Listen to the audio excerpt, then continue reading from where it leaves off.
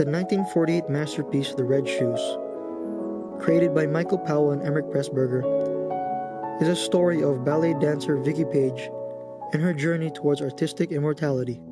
This film is famous for its ballet sequence that moves away from its main story's preoccupation of its typical stage setting and goes into this filmic fantasy world in which the audience are taken into a journey roughly adapted from Hans Christian Andersen's fairy tale. The cinematographer, Jack Cardiff, with his mastery of the three-strip Technicolor technique, takes the film's composition, design, music, and choreography to new heights, with vibrant colors unparalleled in any film of that era, making it a crowning achievement of cinema.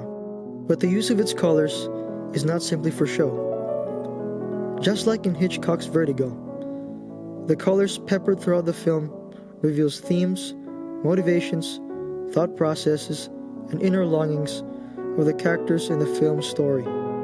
The color yellow encapsulates the beliefs of Boris Lermontov, the impresario in the story. You cannot have it both ways. The dancer who relies upon the doubtful comforts of human love will never be a great dancer. Never. To Lermontov, ballet is a religion. The theater is a sacred temple in which this vocation is diligently practiced and will forever chain believers to its walls. And he, as the absolute ruler, dictates and controls everything that goes on in it. White is the color of the dress worn by the main story's protagonist Vicky Page during her performance. The white clothing is the usual attire that ballerinas wear in the story. The color envelops their body, projecting a nakedness in which only their submissiveness and grace remains. This nakedness is the space in which Lermontov forms the production of his ballet, akin to a white canvas in which a painter creates his art. Blue is the feeling of joy, which is a prevalent theme in the story. You see it in moments of success, shown on a blue dress that Vicky wears before she accepts her role as the dancer of the Red Shoes, of friendship between Vicky and her colleagues, and of love in which Vicky shares with the story's composer, Joan Craster, under the blue night sky. Red is the color of passion, obsession, and pain. In Andersen's fairy tale, the girl wears a pair of red shoes and is possessed by it to dance for all eternity. Powell and Pressburger took this and created a metaphor for Vicky's journey.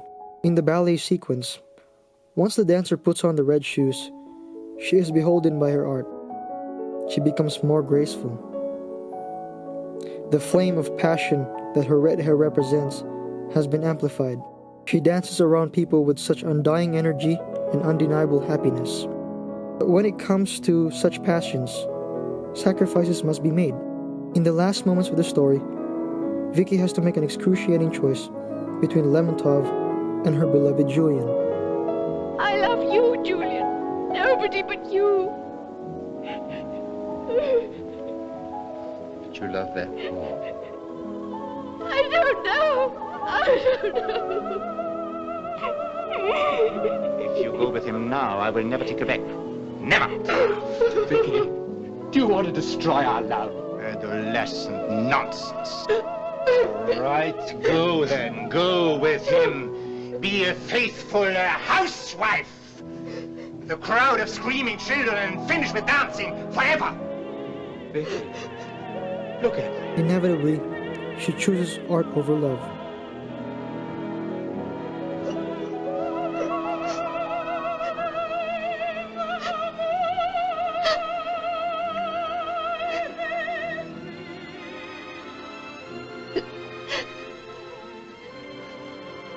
Goodbye then, my darling.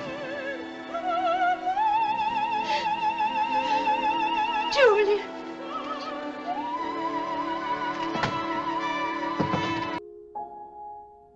Black simply means release.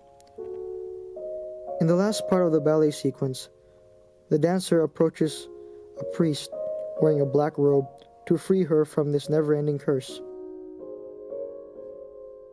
The priest, through some supernatural powers, was able to free her that led her to her death.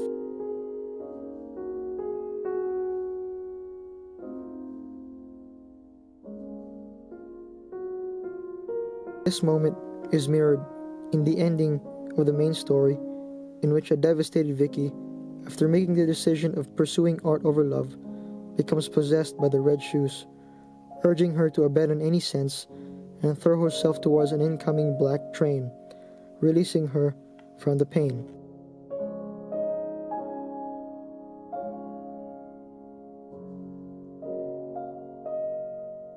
Julian, wearing a black leather jacket, holds her in her final moments and is tasked to remove the red shoes.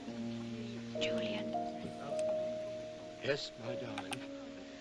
take off the red shoes.